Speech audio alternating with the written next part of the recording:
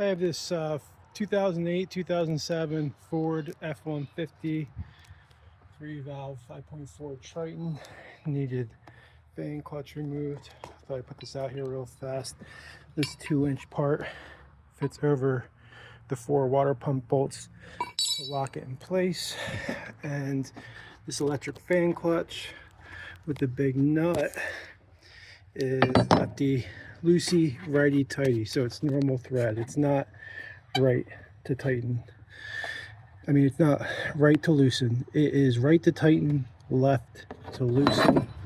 I stuck the 2-inch tool over the 4 water pump bolts. I don't know if you can see it there, like so, and let it run up against the tensioner right here as a holding device to loosen it.